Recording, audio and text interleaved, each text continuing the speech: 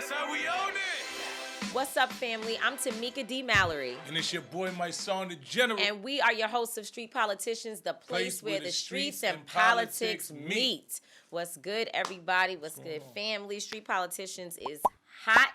Number one. We've had a lot of things going on for the last few weeks. You all know that we spent 6 weeks covering so many different aspects of the gun violence awareness and reduction and prevention movement. We have had advocates on. We've had law enforcement on. We've had elected officials on. We've had victims. We've dealt with women and how they are impacted by gun violence. And we had shooters too. We absolutely have. Our brother Samson Stiles, who was on, the young man from Wheelchairs Against Gun Violence. We've really tried to cover. Kareem is his name. We've tried to cover all the aspects, but there's so many more. And beyond the fact that there's so many more aspects, there's so many other people that are doing work that have different ideas about the ways in which you can reduce gun violence and the ways in which we can just increase peace and increase positivity in our communities. And so that can't be the end. We did want to focus for 6 weeks so that we could give people examples and information about where to get started or how to keep working in their own communities.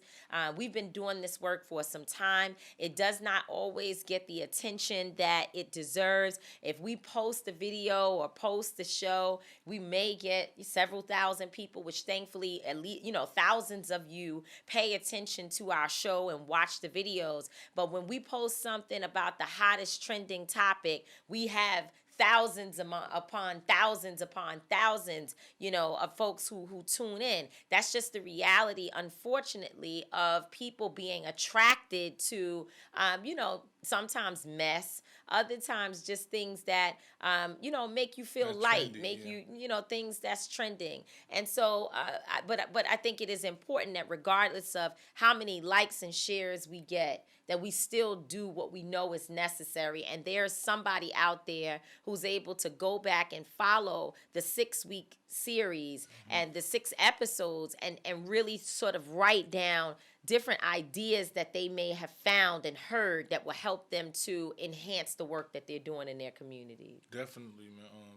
We want to highlight that. We want to make sure that people understand, because we always get, like I always say, we get backlash about what we talk about when we talk about police, brutality and police violence against us. And why y'all don't talk about it? And we do. And we do. And we took 6 whole weeks to focus on the gun violence that's going on in our communities, those people impacted, those people doing the work to change, and and trying to heal the community. So it's necessary, and we actually need more. Absolutely. More conversations we could have gone on. There's so many different people. It wasn't enough of law enforcement for me. I think that because we had a former chief, which is important, but he obviously can't speak officially for the NYPD or any other police department. And I think we need to have more dialogue with law enforcement. And as you've been saying, people who agree and people who don't agree. Yeah, I have no problem having conversations with people that I disagree with, because, I can get their point of view. You want to make sure that you get someone else's point of view. A lot of things about police, and I'm not keen on, or I don't really agree with a lot of the practices that they have, right. And so I want to see the perspective so I can understand, why do you think it makes sense? Right. Why do you think this actually makes sense? And either agree to disagree. And we still got to do the work we got to do. If it's something that, goes against the culture, goes against our people, that violates our civil rights, we're going to make sure that we stand up and protest against those things. But if there are practices that the police want to do that make sense within our community, then we will embrace those. Right. We just not anti-police all the way. Our ultimate goal is to abolish police, because we want communities that don't need police. We want to be able to walk outside and not have to think about crime, and that only means that we have to eliminate poverty. Until we eliminate poverty, crime is going to exist. We understand that, but so until we do that, we're going to figure out ways. But there's a few weirdos out there that even when you eliminate poverty, they're still going to do some things.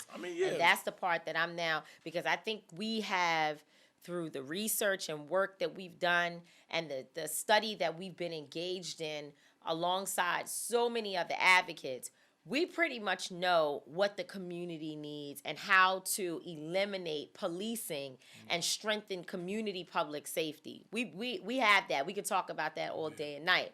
But no one, I still haven't figured out, and that's the part that I'm working on. What am I doing with the serial murderer, the serial rapist? I'm trying to figure those things out. Those are mental things. You know. So you think it's the same methods apply? The same methods apply. I think when you identify that somebody is mentally unstable, you know what I'm saying. You don't the mental field can diagnose that. So yeah, it's definitely mental, and if we identify that prior to it, then the police don't have to get involved. You put people inside institutions, you make sure they monitored, because usually you can tell when somebody's a serial murderer. I think when they show a lot of these different shows talk about serial murderers, and they talk about how they identified that they had mental issues way when they were younger, and some people just looked it off or just didn't pay attention to it, and it just fostered into something that was more. So I think. So you think there's a service that we can provide a person that is a pedophile from when they're young? Of course, but how do you know when a person is 9 or 8 that they're gonna like young kids? I don't think all of those things are able to identify all the time. I think when we have school, I think schooling, in the mental health and just like psychological and just having someone to talk to, I think those should be very prevalent in all. I agree. Public schools, because you have to be able to understand the mind state of a child and see and foster it and see what they think, to be able to identify, because you can tell a lot. Because most parents and things like that, they identify things in their children. They can say, I remember young, he was just very angry all the time, and I used to try to figure it out and try to wonder why he was just this angry person, and I didn't know. And then they see those, and then they're not in the mental health issue. In the field, right. So they don't really know. They just identify that there's something wrong. Right. You know what I'm saying? So when you have mental health people inside schools and they're, they experts, I guess, right? And they specialize. They specialize. They specifically deal with each child. I think that should be a mandate, that mental health dealing with children, each child has to have evaluations and talking to and being able to talk. Those are things that need to. And I think as you do that, I think we can circumvent and get in front of a lot of crimes, and especially mental health criminology, such as serial murderers and pedophiles. So you say, okay, the same methods apply even to the worst criminals and bad actors in our communities. I think there's no way that we're going to be able to circumvent every crime. But I'm talking about the majority of them are preventable. The majority of crimes are preventable or foreseeable. Either you can prevent them or you can foresee them and circumvent and get in front of them. I believe that. I agree. I guess that's right. So speaking of prevention, it brings me to my thought of the day, because I've been thinking. So the last few weeks, there's big debate. There's even protests happening because Mayor de Blasio, the mayor of New York City, our city that we live in, has said that beginning August 13th, the rules have now changed to if you go to a restaurant and you, first of all, they don't care about masks. They're saying you have to prove somehow that you're vaccinated. I haven't even really looked into how you're supposed to prove it, but you have to prove that you're vaccinated in order to be able to do in-restaurant dining, in-room dining, and some other things in the city. And, September, a month or so later, it's going to be mandatory to the point that the health department will be out checking the restaurants and I guess walking up to your table saying, let me see your paperwork, or let me see, I don't know what they're going to. But they're trying to prevent COVID but I don't think from spreading. You can't prevent COVID from spreading.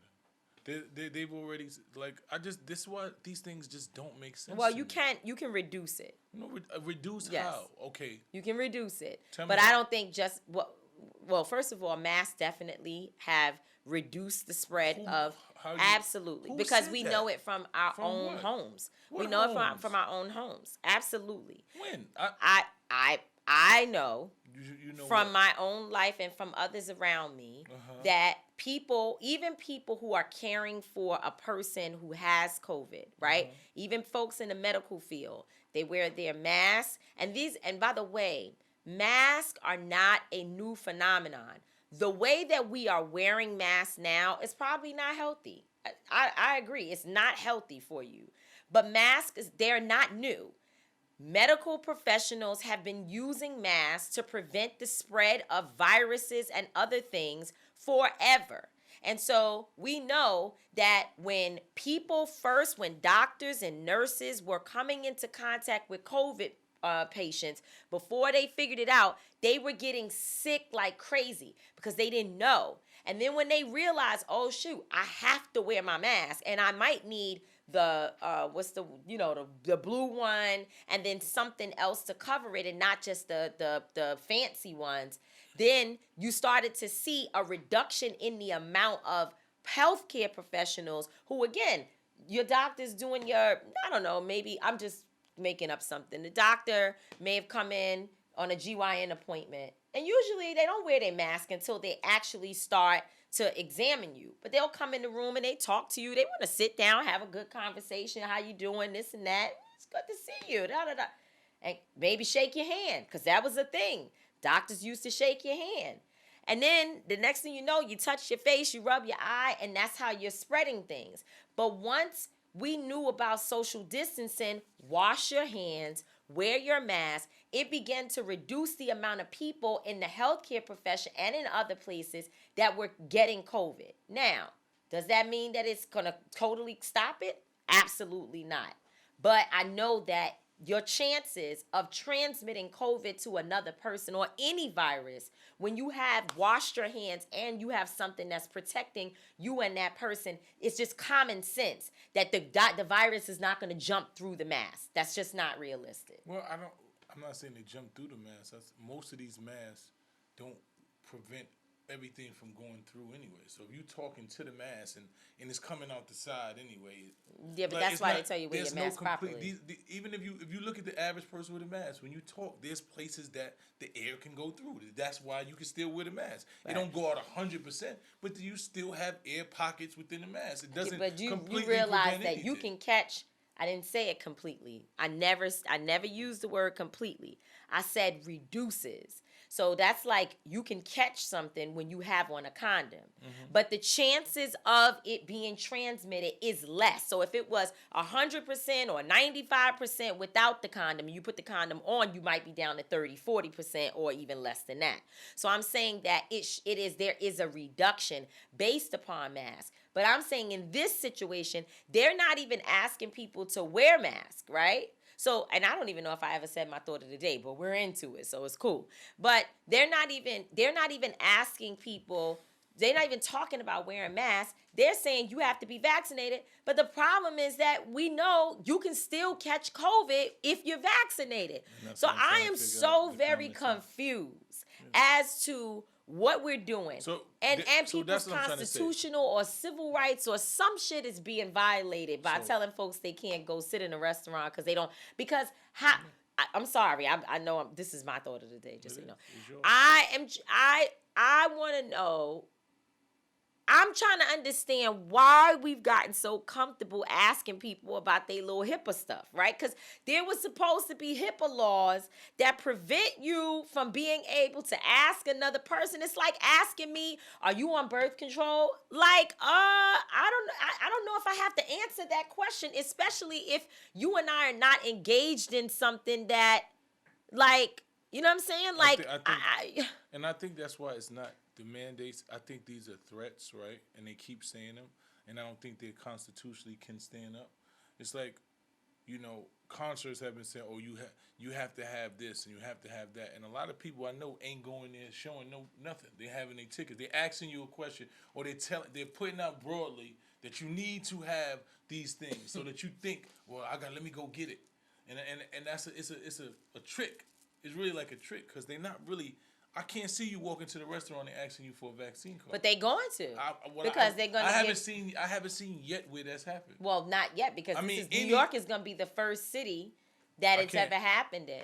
But at the same time, my thing is, I am so torn because on one side, I completely understand that you have workers, you've got healthcare providers, you essential workers, as they say. You've got people out here who can't afford to get sick, or like me, I went to Houston, Texas. But that's why those people, if they feel, this is what I'm trying to say. It's impossible, though. What is not? Okay, well, I didn't hear what you was going to say. Exactly. So I'm sorry. Mm-hmm. If you feel that you can't afford to get sick, then you need to take the vaccine.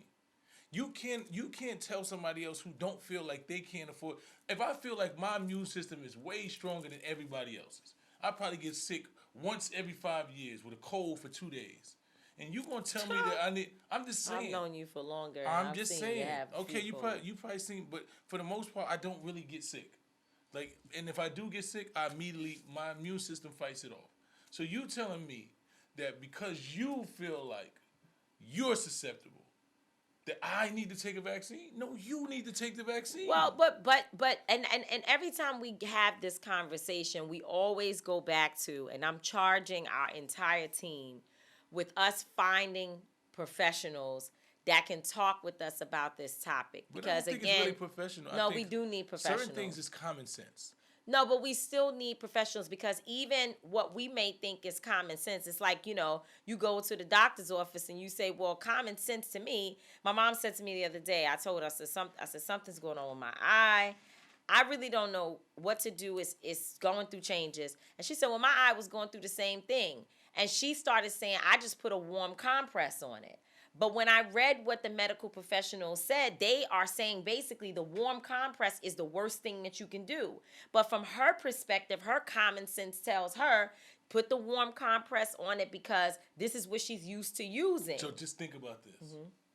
If you get a medical professional that says, don't do this, is the worst thing that can happen.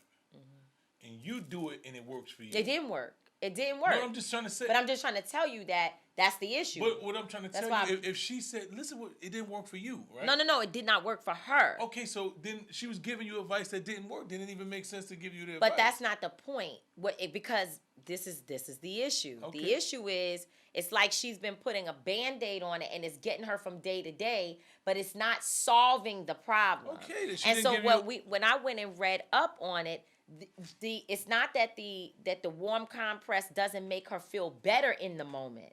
But in terms of healing the problem, the cold compress is actually better. And there was information about why. Because the warm creates another swelling and this and this and that and the third. So it's making it feel better. But she still has this eye problem for the last several months. And now that she's using the cold compress, it's actually helping to speed up the healing process. Okay. So what I'm suggesting is that when people who have actually studied, and this is the conversation you and I get into often, I have a concept from me visiting prisons, right? I've been inside. I've listened to what a bunch of people have to say about it. And I kind of think I know stuff. But when I'm speaking to you, someone who spent 7 years inside the system about it, I know that there's no way, if I haven't slept there, lived there, ate the food, done the things, experienced the culture, I can't possibly know more than you about being in prison. And everything you're saying is right? So what only thing I'm trying to tell you is, based on what I'm saying, you are 100% right. They have people that study prison, right? There's people that go to school every day. Right. And they study about prison, right? They've never actually been to prison, right? They've talked to people who've been to prison. They can give you a whole thesis on prison mentality and never actually been in prison, right? So who is more of a professional? See, what I'm talking about is this: life experience. If I live my life every day and I get sick, right, and I do certain things for my sickness that heals me, and you tell me that based on your studies, the thing that healed me is not right. right? Yeah, no. That's what I'm trying to explain to you. So your professional, You can't do that. But this I'm trying to. Your professionalism just means that somebody studied a book. My real life experience, I don't put somebody's studies over my real life experience. But the thing is, I don't allow that. But here's the issue. Here's the issue. You haven't experienced the mutation of viruses. You also have not experienced having diabetes and also having a virus. So you want to assume that someone who has studied it to the extent that they got diabetes person at the table, they have a Mysonne person who's pretty healthy at the table, they have another person who, may not be diabetes and all of that, but they obese, or they have different issues, and those people are coming together and working with this professional who has studied viruses. I want to assume that that person has a little bit of a step above in terms of knowledge than we do. But what I'm trying to tell you is, in the medical field, you have so many different people that have different ideologies. I understand that, but that you can ask 10 different doctors, and they be like, my studies tell me this, and other person say, well, my studies say this. And but that's my point. My point is that when we, as people who haven't studied it, we don't have certain health concerns, we don't have everybody sitting at the table. I think that what is responsible is to have somebody there who may be able to provide perspectives that can help deal with a wide array of individuals. Because if me and you, Mysonne and Tamika, just kicking it about COVID, we have our opinions. We have a lot of the same. We're pretty healthy. We have a lot of the same things. We try to eat as best as possible. I'm worse than you. But, these things, right? We're both slim in shape. We're not obese. We have all this. So we could kick it and talk about it and have a certain idea. The problem comes in when we are on platforms speaking to a broad audience of individuals. Then we have a responsibility, just like we're bringing practitioners in that are dealing with gun violence from different perspectives that you and I may not know, or we learn things and we like, oh, okay, that's what's up. Now I understand this, or I always knew that, but it sounds better when it's coming from somebody who's doing it every day. We have a responsibility to apply the same thing to talking about a disease that has killed, or at least the effects of the impact of the disease has killed over 600,000 people. That's all I'm suggesting. I'm saying, just like we handle everything else where we bring professionals to the conversation, so we're responsible with the information that's going out into the world, we have a responsibility with COVID, because it's too many people that are impressionable that's listening that could go and try to apply what we're talking about, and they mess around and apply something that we don't even know, because we don't have some of these pre-existing conditions and other things that put people's lives in danger. So that's my... But I don't talk from that perspective. No, you do. I talk yes, from you do. Perspective of somebody that's healthy. Yeah, but there have been healthy people who have dropped dead to COVID, and everybody's like, "What's wrong with you?" And there's been people who haven't been healthy. Exactly. So that's why that means professionals. That nobody knows. Well, no, I wouldn't say nobody knows. I would say your information is valuable, and so is theirs. I would say that when I'm walking down the street, a homeless person, a houseless person tells me drops some gems on me that's so powerful, I'm like, wow, you know what you're talking about. But I also am not going to go ask that person, if I say to them, well, have you ever bought a house? Have you ever, well, no, actually, I never did have a house. I've been homeless most of my life. I'm not going to go ask them about the FHA loan application, because there are other people that actually have either filled them out and or they actually have helped run a program related to that. So the homeless man might tell me, save your money. Don't try to be so cute and fly that you don't put your money, because look at my situation. Look at what I've been through. Exactly. There's a better way. And that's knowledge. Now I want to go and apply for a house. So I got to go talk to the FHA loan people who understand the application process. And you put the two things together, and then you got to be, what did we learn on our last show of gun violence, right? Chief Banks said, we as police, we do a great job, because of course he's going to say that because he's a former chief. But what did he say? But police and community together, man. Nothing about us without us. So there we go. That's my thought of the day. Got it. So now we have our guests to come on. We talk so much sometimes that we get all the way off track. But we are talking about cannabis. Cannabis. Talking about the cannabis industry. I'm trying to figure out where to park the little bit of dollars that I have. I'm on it. So that I can buy me a big old house so they can put it in a newspaper and say Tamika Mallory lives in an expensive house. I'm trying to get me a $2, $3, $4 million property somewhere. So I want to take my little resources and park it in maybe cannabis, whatever they got that is up and up. That I can get me a little change. A little bit of change. A little change. I need a little change. I ain't mad at you. So cannabis is something I'm looking into, man. You really hard on it. Oh, no, for real. Because, a lot of our people have been disproportionately affected by the arrest and put in prison. So why not now should we be able to benefit when it's starting to become legal? I think they should, the people who was locked up for cannabis, the flower, as they call it now.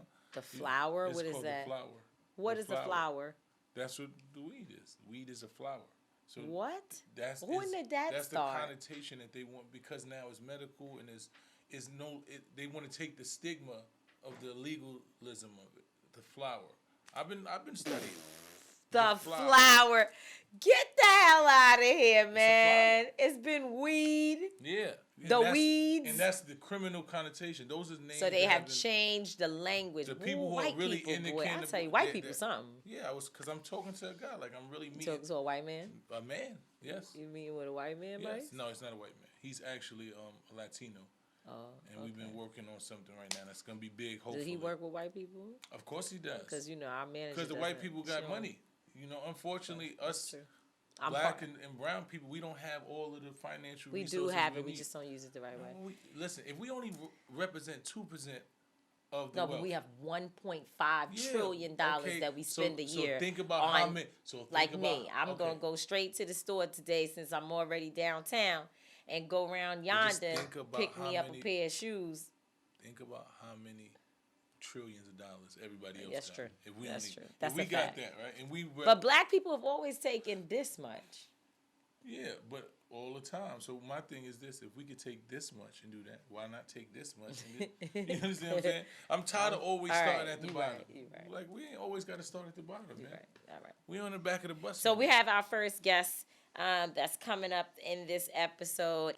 I mean, it's so many things running together. We finished this 6-episode series on gun violence, and one of the things that continued to come up in every single conversation is this conversation around eradicating poverty, and the harm that's been caused on our communities based upon past laws put in place to oppress and to really sort of demonize our people for things that now are being treated responsibly. So the heroin crisis and other drugs, they were looked at as criminal issues that our people needed to be thrown in jail. That's the war on drugs. But now we see that, if you have an opioid addiction, it's seen as a public health crisis, and there's so many services. You can just kind of walk up to the health department and other places and get treated for dealing with that. And, we always talk about, I went through a real serious addiction, and I can tell you that rehab was like, really, really, I was like dealing with my problems. But also, because I'm conscious, because like Dick Gregory says, when you put the glasses on, you see things not as someone will want you to, but you see them exactly as they are. So even coming out of my addiction and dealing with the pain associated with trying to get clean, I still noticed that, wow, white people have like real services to get healed, and it doesn't exist, or certainly didn't exist in our communities. But this is like really a nice place to go to get treated, and they actually have drugs that they can give you that helps to wean you off of the other drugs. Whereas when we were younger, and I saw people trying to get off of heroin and other addictions, they were like basically just thrown to the side, and they had to sweat that joint out. Or you had to go get on methadone, which basically... Yeah, to throw you in the room and just be like, shake it out. And that was it. Throw up, shake it out. Maybe we bugging. Maybe that was TV. Maybe they did have... It was Look, our staff, I'm not staff, excuse me, my love.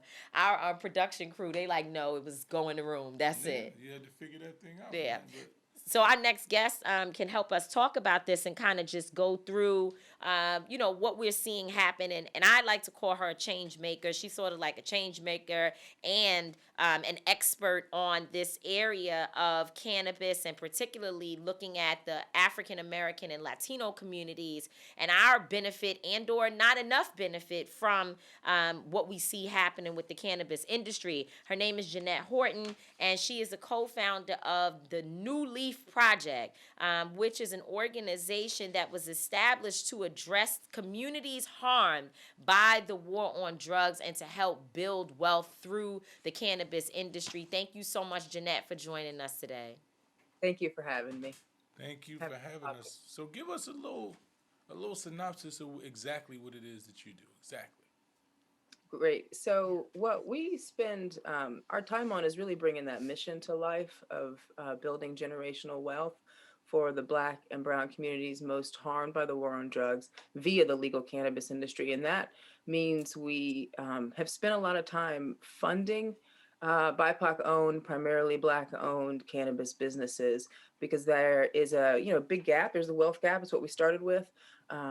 Really, that wealth gap and eradicating poverty that impacts Black and Brown communities, but specifically Black communities more than any other. And the entrepreneurship period is a really, really effective way to build generational wealth quickly. And we don't participate in entrepreneurship enough, Black communities, because we haven't had the access and we haven't had the capital. So we spend a lot of time solving that, and we believe that the cannabis industry and the taxes, the new tax money from the cannabis industry, really gives our community, gives the Black community an opportunity, and we're seeing this state to state to redirect that money to things like funding cannabis businesses or any other Black business and solving some of those generational wealth problems. Again, using cannabis taxes. Wow. So I just have a question. There's a lot of people. I know a lot of my friends. Growing up in the Bronx, who were locked up for weed, and some of them spend an extensive amount of time in prison. What are the programs like to, not only try to get their records clean based on the fact that now everything's legal, but how are they giving those same people who they locked up opportunities to be entrepreneurs and benefit now off the budding cannabis field? So that's really important to talk about state by state because that's where this is happening. So um, the programs that are out there are two things. You first talked about automatic expungement, and I just wanted to stop on that and point out that not every legal state has put in place automatic expungement. And that's ridiculous. I mean, full stop. So to have people still walking around with cannabis possession on their record, for example, not even cannabis possession is automatically expunged when the industry is now legal is something every state needs to do.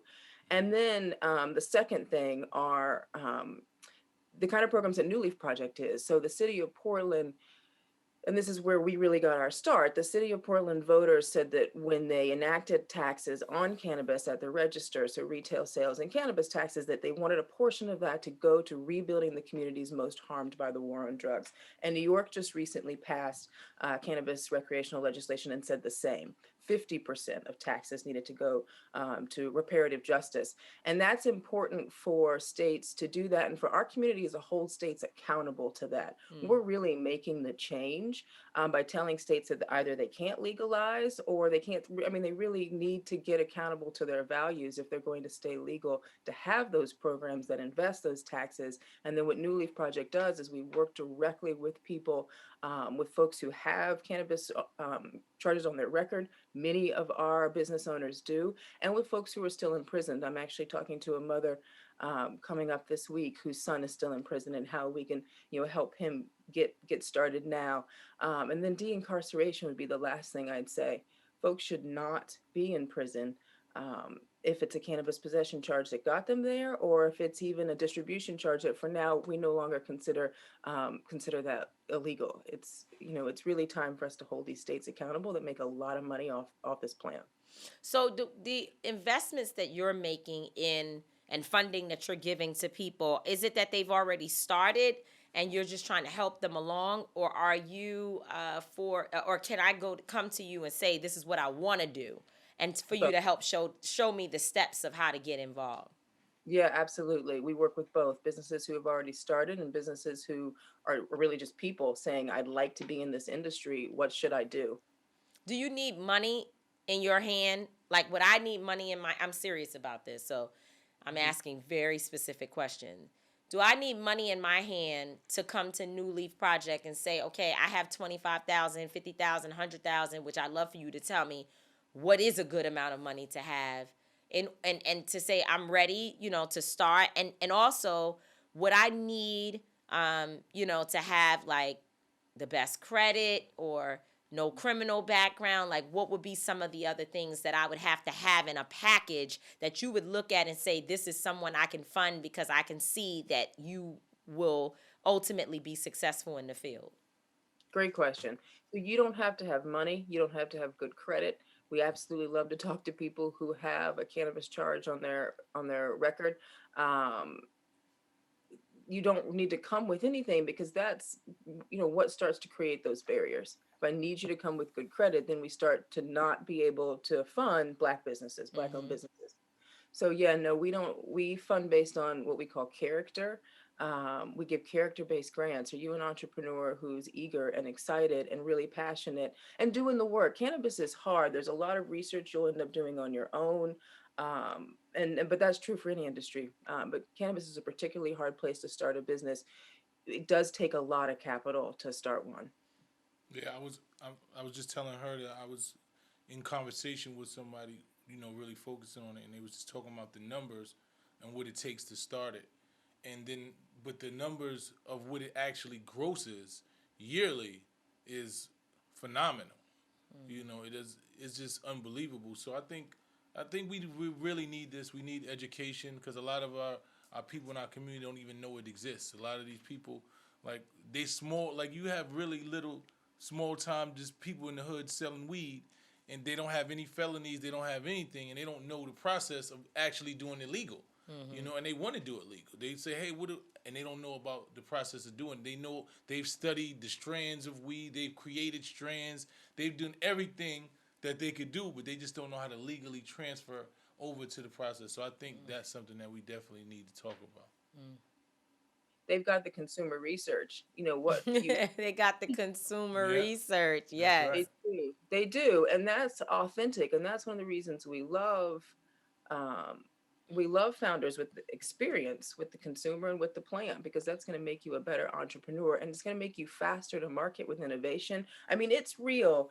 Bringing the consumer research, that's real. And it's something that the executives who are white and in suits who don't consume the plant don't know anything about. Haven't worked with thousands of folks coming in and out of the door asking for the next strain and telling you the last one was fire. That's consumer research, That's right. legitimately. We'd love to fund those entrepreneurs who have that experience. All right, well, I got a couple for you. Good, I'm get, good. do I'm you gonna do get you a you few. do you have, or are you interested in starting a dispensary yourself, or is that not the direction that you're traveling in? No, because I counsel all of our entrepreneurs not to start dispensaries. So Mm. that's the first thing. In terms of the money in the industry, making good money right now is not in the dispensary business, and you need volume in retail to make good money anyway. So retail game is usually tough, but especially with this particular plant, the market is crowded. Taxes are really difficult. You can't do typical tax write-offs. So I can get into the weeds, and I won't. But the first thing is, no, I wouldn't counsel people to start a dispensary business. And I don't know, I don't want to start a business. I say all the time, I'm not an entrepreneur. There's a problem that needs to be solved, getting funding to entrepreneurs. And that's really what I care about so that we can build generational wealth. It's Mm. a, it's a window of time when a small business can start in the cannabis industry because it's not federally legal. That's actually a benefit for small businesses because state by state, you can kind of start smaller. When Amazon does start in the industry, they've got the capital to take over the entire market, but they won't yet. They won't till it's federally legal. So these small businesses have this opportunity to really build wealth. And I just want to do what I can to be that joint that helps Black businesses take advantage of that. So So what does she? I mean, what do that's what you? I was about to Yeah, say. Like, so what do you suggest? What would be the the entry. path, the entry point Yeah. to actually do it? There's so many things. So let's just stay with plant touching if you want to what you call touch the plant. You could grow. So cultivation is a really great place to make good margin. So where am I going to make good money? What's a more profitable business? And that's cultivation. So is processing. Processing is really the most profitable. It's more capital to start. But I'm very excited about a Black business who might come to me and want to open a processing. How do we help you fund that? You asked me kind of how much money. Processing is going to take you 500,000 or more Is to that like start. growing it? Like, Good question. okay. Processing would be taking the plant matter, the flower, and turning it into oil, turning it into Mm, hash, turning it into, and there's some less expensive ways to process, like hash I just mentioned. But most people are looking for the kind of oil you might dab. mm-hmm. Um, I And is don't know. that, can you, I know we're asking No, no, this some, is a real question. I mean, I'm deeply into this Okay. conversation. I got to call you afterwards. Shout out to my sister friend, Amber Foster, who connected us.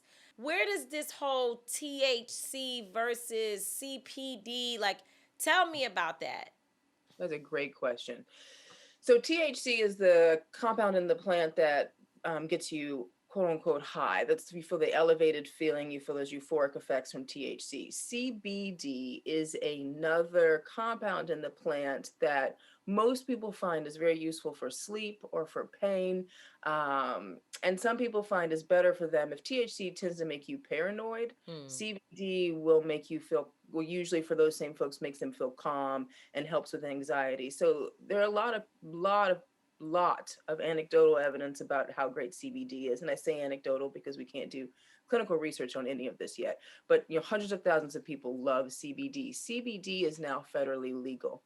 And so one counsel that I often give people is start a CBD business instead. If you want to start a THC drink business, or you want to even start, we had a company who wanted to sell blunts, like pre-rolled blunts, and then they pivoted to CBD because it's less expensive to start a CBD business because it's federally legal. There's a ton of competition, but again, if you know your product and you know your market, those CBD blunts are doing wonderfully. And that was a pivot they made because it's it's a less expensive way to get into the market. Hmm. Wow, this is interesting. So, what are the process somebody would have to reach out to you? Do you have a website? Do you have And what information? kind of stuff do they need where you Do know they they got this shit together and they're not just coming to you with, like? Yeah, we just want to sell weed. Tell us what we need. You know what? So we talk to everybody. I'll start with that. We get so many emails from folks who say, I want to start a dispensary. And we say, great, let's talk to you. And then we counsel them out of that. And we also That's right. we get people who say, I have no idea what I want to start. And then we say, great, we'll talk to you too. We talk to everybody. So you don't need to come with anything, which is a part of breaking down those barriers, because we always get told we have to come with something, right? We've got to be literate or in order to vote. And so we don't have any of those barriers for folks. And you can look us up, Mm. newleafproject.org, and it's NULEAF. And then send us an email, info@newleafproject.org, and we'll set up a meeting with you. I can't believe that you exist. Like this is like Yeah, we're gonna I, figure. I You're gonna can't get believe tired of it. us because we're gonna need Yeah, some because questions. so if you had if I'm sorry, and I know y'all gonna kill us, but hopefully we can take up this little bit of time. Do you have to go now, Jeanette? No, Okay. Let that's me fine. ask you. So if you have $150,000 right now, which means you got a little bit of something, a little jump start, and I call New Leaf and I say, listen, I have this $150,000. I have a family member who has great credit, and also resources. And then I have two friends that were also in the industry at one point. They were street hustlers, so they know the consumer marketplace. Would I have an advantage? Not, and I understand you're saying everyone, you try to work with everyone, but would you look at that and say, okay, they're really ready to jump into this particular space, and let me try to help counsel them into that? Yeah, our level of support would increase for someone who came with all of those resources, only because if you come saying, I don't know what I want to do, We give you some resources. We ask you some questions over the phone. We tell you to schedule a follow-up call with us in a month, and we'll see how you've progressed. Um, Right. we do the same if you have 150,000 and all of those things, but if you have 150,000 and the consumer experience, you are ready to start a business. You're ready, and we're ready to help you launch it. And we've still got a number of questions. Are you mobile, or do you want to stay in one state? Do you really want to start a business? Maybe you want to invest with that 150,000 and help build other businesses, which isn't something we do often, but you can actually get those, multiple streams of revenue if you think about you investing your 150 in another way. So we'd be on a different path because you're ready to go, and the faster we can move for ourselves, for our community, the faster we can secure a piece of this industry. How many women are in the industry right now that you know of, Black women? Good question. A lot, actually.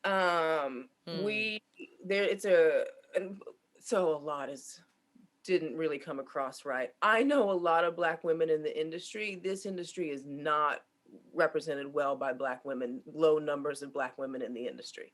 So there's not a lot of diversity in cannabis. It's less diverse than corporate America, where it came from. So there's a problem in terms of diversity, but I know a lot of great Black women in the industry with cannabis businesses doing amazing things.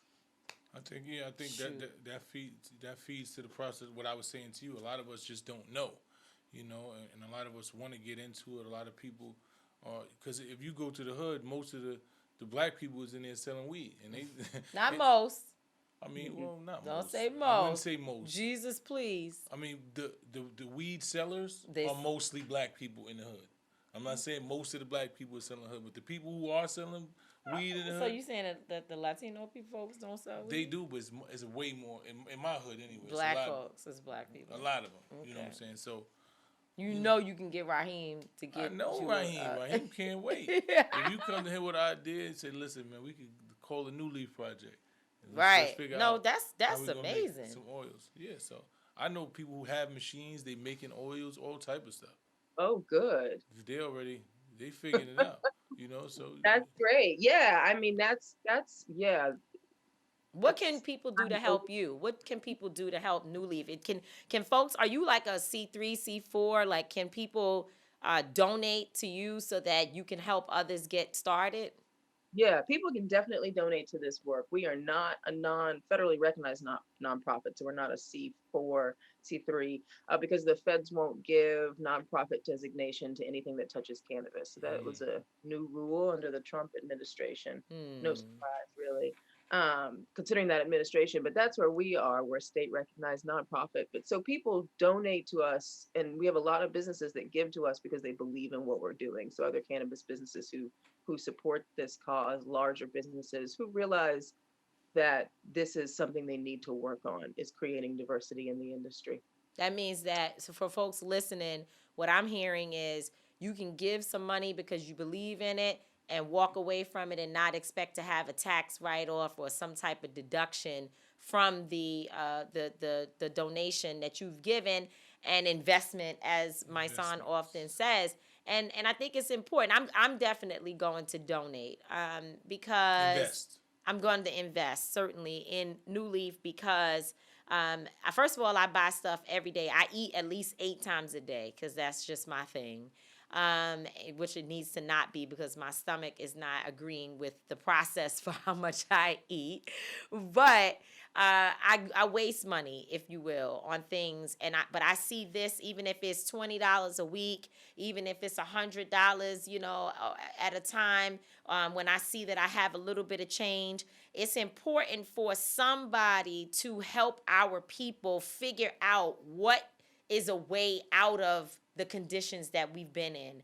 And it is not fair, and it's literally criminal that people have spent years and years and years in prison away from their families because if you get arrested for marijuana or whatever, when you come back to your family that may have Section 8 living in the projects. You can't even return as a man and or woman to your household because of the way that the government subsidies are set up. So we have so many points that our communities have been impacted by the war on drugs. And I think that we need people like you. We need more Jeanettes out there doing this work and helping our people figure out how to navigate this space. So I'm in. We in. You got us, Jeanette. We need some weed.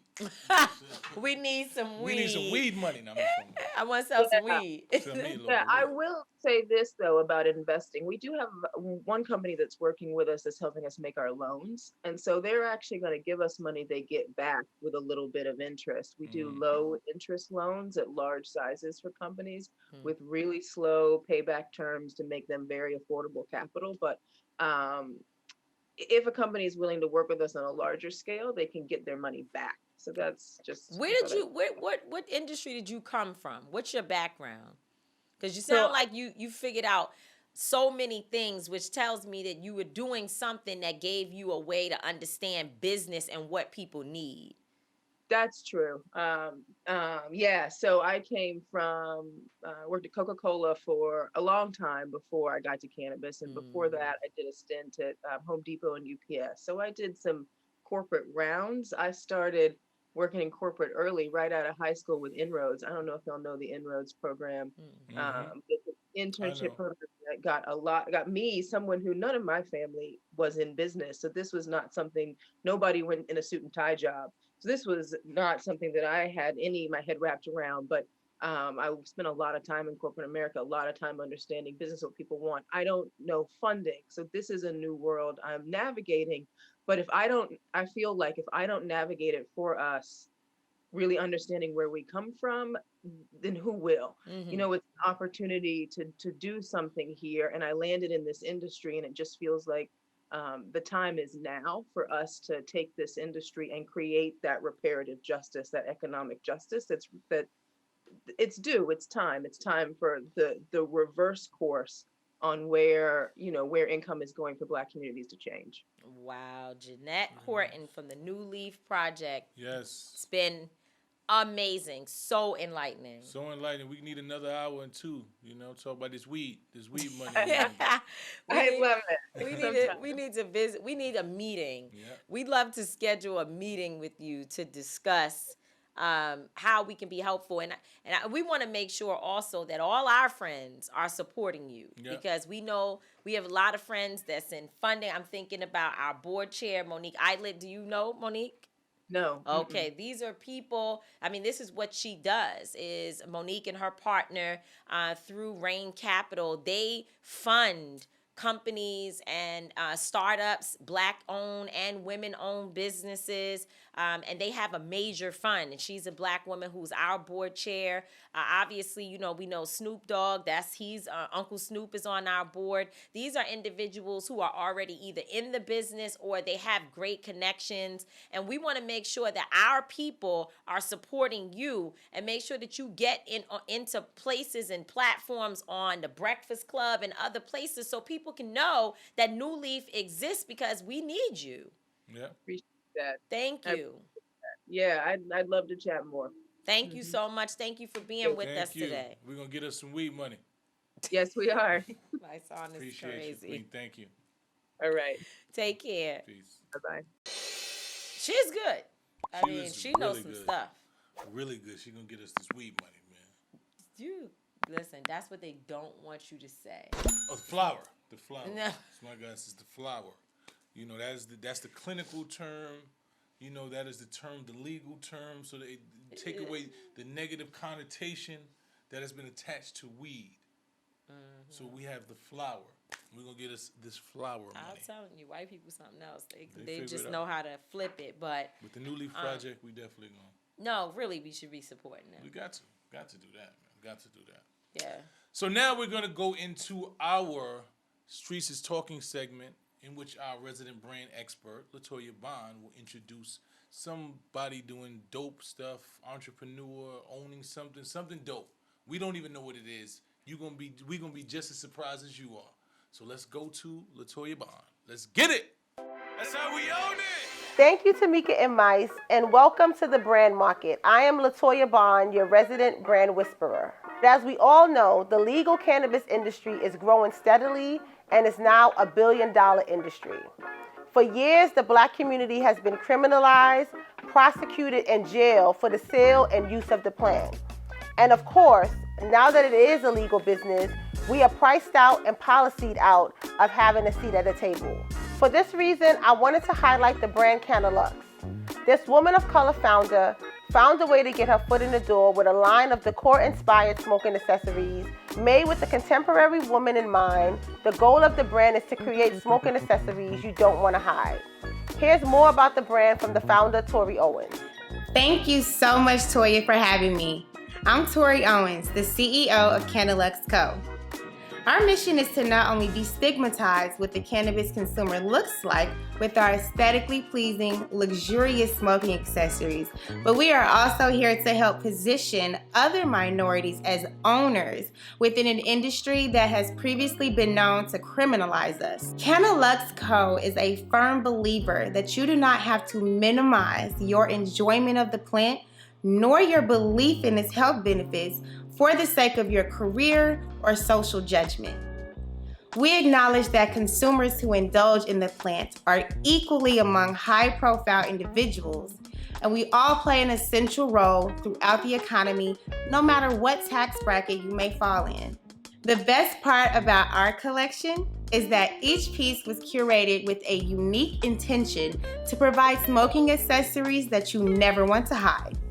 Therefore, each piece double serves as home decor. They each represent an individual who is confident in who they are, confident in the power of the plant, and know exactly what they want. If you're interested in purchasing smoking accessories that you never want to hide, please visit us at www.cannalux.co. Thank you again for having me, and now back to you, Toya. Thank you, Tori, and thanks so much for creating this brand. Before you guys start calling, texting, and tweeting Tamika and Mysonne, we are not promoting the use of cannabis. However, we are promoting that any business should have people of color represented, especially a business that has criminalized our people for such a long time. So if this is a way to get our foot in the door and get in the industry, we support it 100%. Just gonna sit back and enjoy my wine and my smoking accessories. Oh, and before I forget, if you're interested in having your brand or products featured on the Brand Market, head over to our Instagram at the BBM Agency and click the link in the bio. That's how we own it. Yes, I know y'all thrown off a little bit because our Streets is Talking segment came we're a little discombobulated, a little bit. Today. Just today. Talking too much. Me. We had other people that were supposed to come. We just improvised. You know, we the number one show. When you the number one show, you figure out how to improvise, and on the move, you do what you got to do. So, you know, it's a little switch. Shout out to Latoya Bond for this week's segment of Streets is Talking. So that brings me to my I don't get it. You know, since we talking about cannabis, we talking about these industries. Who's Cannabis, bro? You know how you make up words. I make Cannabis, the flower. I'm talking about the flower. Okay. The flower. Since we're talking about the flower. The flower. What I don't get, right? Like, the government is really weird, right? You don't get that? No, I just don't get how we don't get it, right? How we've allowed this to keep happening, right? Throughout history, everything is illegal, right? You mean everything? Before Prohibition, they was making liquor in the basement. Right. Okay. As soon as the government figures out how can we tax this and make some money off of it, right? Mm-hmm. Right. So I don't get how they continue to criminalize us for things, and then soon as they figure out a way to get rich off of it, it becomes the most legal thing. It becomes you can't. But it's still criminalized if you are not doing it exactly as they are setting the rules.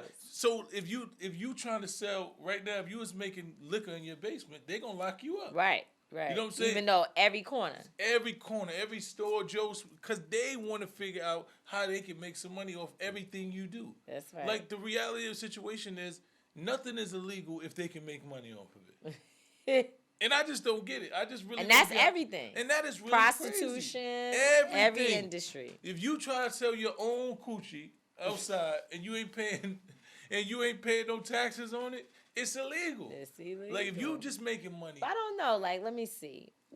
How is that really true? Yeah. I'm trying to see, how do they sell? It's escort. It's called escorting. You don't actually. You can't say that you're selling the vagina, which is like flowers. Yeah, it's a flower. You escort, but then you pay dates. It's a dating service, right? So that you pay and they tax the dating service. Okay, how much did you make? We're gonna need our cut. So you can't. They want they cut off everything in the world, and if they don't get a cut, it's a crime. But as soon as they figure out how they can monitor it and make sure they get a cut, it becomes legal. I don't know why you don't get that, though. I just don't. I don't get how it's legal. How is that right? How is that right? How do we go for this? Listen, y'all got research over there? It's actually, sex work is legal in New York now. Sex work is legal. So you can legally just go sell your.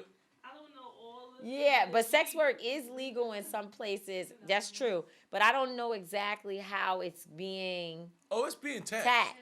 Oh, it's definitely being taxed. And they tax it because they have. You have to speak up because the people may not be able to see you, but they can hear you. In Las Vegas, it was the first place to be legalized, like prostitution and stuff like that. And they have these houses now where like they can tax it through, honestly, like a pimp. It's the same way. Wow. But it's just like more legal. And y'all sending the pimps to jail. They get listen to me. The pimp needs to go to jail. No, but listen to me. But they because hopefully there's some kind of. Nah, that's not fair. If you choose a woman decides, you know this guy right here, I want you to make sure I'm safe, control my money, all these things for me. This is what I'm deciding, right? Mm-hmm. And we got us a thing going. That it's called human trafficking. It's slavery. It's human slavery. They giving through 70 and 80 years. Okay, but is there a protection that the government has that you as the pimp, but I don't like that word, you as the business partner, the business partner, the supporter or whatever, the protector, you can't whip my ass and rape me yourself because then that violates some kind of law. See, the problem with the old school pimping. No, that's not true because a lot of the people who've been locked up for these laws, they wasn't beaten.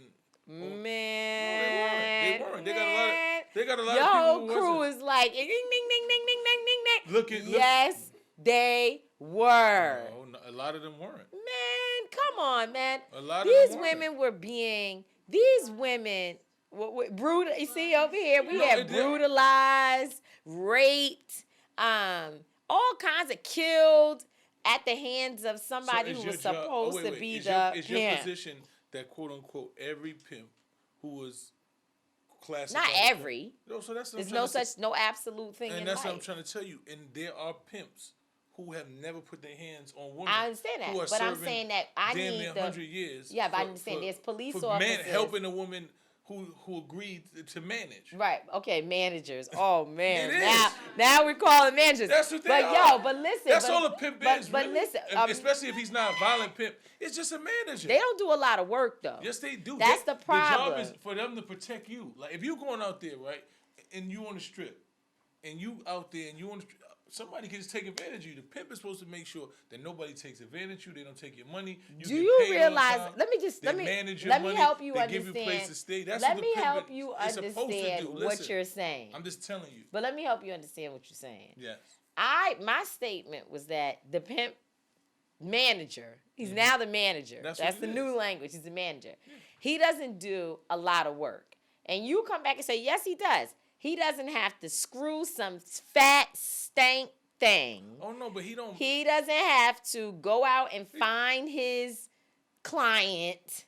Okay, all he has to do is get him a little. That's part of his job. The pimp manages the clients and everything. Man, he looks over the people who you go see. He makes sure you good when you go see him. He might have to. He knows where the people are. He take if you does he provide Vegas, residency? Yeah. That's what Vegas was one of the first people. This one over here, look, a man. There's a man on our team that's. He He does. He gives residency. Yeah. Lord, this is something He else. does all here. those things. But sex work is work. I support it 100%. So I am not here saying that it's wrong. So you don't but support I do the think management that of the sex work? no, it's not that. It's that I support. That's why we've been saying sex work is work, right? Because there has to be some protections and provisions. And so people are not just saying sex work is work because we support prostitution and we just want people to be out here selling their behinds. What we're saying is that we know people are out here engaging in that type of work. And when you politically say, with a political consciousness, that sex work is work, that means that we're expecting that there be some provisions and some safeties and protections provided for women who are out there. It's just like when we start talking about people who are using drugs and we say that they deserve to be treated as humans. Now that means that they can walk into places and get clean needles. It means that they can get help. They can go, to programs. And so what I'm saying is, to your point, you like there's a lot of pimps or managers who've never put their hands on a woman, but there's a lot of police officers who have never unlawfully shot or hurt or harmed a person, right? However, we're fighting for, but listen to what I'm saying. We're fighting for federal and local regulations that would make them accountable if they did, and also stop people from even having a mentality of the few, right? So that's what I'm saying. The managers need some rules. Of course. I'm not saying, listen to me. Because they didn't have no rules. What I'm trying to tell you is most of these managers are not locked up for assaulting the woman. They're not in there for assault, harm on the woman. They are in there for being the management. Nobody cares about whether or not they was doing the stuff to the woman. That's the part. That's the problem. The issue is that there is nobody that's gonna charge that is because, by the way, they ain't got no victim because the woman is not getting ready to tell people, well, I was being managed by John. They gone. They don't want to even be caught up in that. So the abuse, the sexual assault, and everything else that happened, they may never even be closely connected to that woman that they did it to, or, they may not ever receive any charges for that. Because at this point, they're being charged for being in the space, for being in the industry, but it's not many women that's going to show up talking about it. It's like me going somewhere saying, oh, when I was out, when I was using, right? Oh, I got some bad drugs. Who am I going to tell that to? But I hear what you're saying. But I'm just asking you, who am I supposed to call and say, I bought Xanax off the street, and I'm going to go to the people downtown and walk up in there and say, they sold me a bad batch? What am I going to do? I hear what you're saying, but right now, the laws are protecting the sex. No, they are, because it's sex. Oh, now, I'm saying that's what we're saying now. That's why. Yeah. That's what I'm trying to tell you. And you said before it was cool. Right now, that's crazy. Is if you catch a pimp and a woman who is underneath a manager and a worker, the worker, the manager is the only one that's gonna go to jail. They're not locking. No, that's look. Oh, we're hearing no. Can't you get charged for that? I think the new process is the woman is not being arrested. They're not. No, she's not in some states. She's not. But the manager, but hopefully because the manager could be a part of what is called sex trafficking, sir. So the trafficker and the traffickee. Yeah, it's different things. If you're being sex trafficked, you don't have an opinion in that. Okay, that's what I'm trying to say. But what happens in the one that had the opinion? If you were an artist, you pay your manager. Exactly. So she would have to pay a manager, and he would have to do his contract, and he would have to put his name on some papers. Pay some bills, and maybe then he wouldn't get into stuff because it's a legal job. Well, when he's trying to do it like he's the manager, he's forcing her to do whatever. Oh no, the forcing thing. No, that's I'm not into that. But she's explaining to you how it looks. No, that's how it looks though. Yeah, that's how it looks. So that's how it is. You understand? Because the bottom line is, in those situations, like I be trying to tell you, man, we got it bad, man. Like we got it bad. Oh Lord. Moving on. Yeah, exactly. We got it bad because if me, not me per se, a manager, and and a woman decide, yo, we're gonna get some money together. All right, cool. When the police come, women say, look, I don't know, I didn't want to do this. You know what I'm saying? Yo, I dude, didn't wanna trust do me. this. Yeah, just He made me do it. She's like, what? We was in this together. No, he needs a professional business. No. He needs a professional business. That's what's going to protect him. He needs a professional business similar to having a club or having a brothel or That sound whatever. like the contract I was saying you gotta have for sex now. Hey, man, I told you need a contract. You basically saying exactly what I said. I didn't disagree. I never disagreed. You know, you All said, I'm no, saying you is don't need a that contract. no, You I need to didn't just say not be that. doing this. I never said that. I said you should have a contract. Yet and still, once you have that contract, if You the can break the person contract. says no, That's what I'm no trying to say. You means see what I mean? no. So exactly. So if I sign So- a contract and I'm your manager and you say cool and you go into the room, You can't and make me go into the room. Nah, they make you. You went into the room. You decided halfway through it that you didn't want to do it. And the you man said- just supposed to come and get you out And then when he gets you on his out, jaw, and he's supposed to and log she it. said, nah, you supposed to get me out.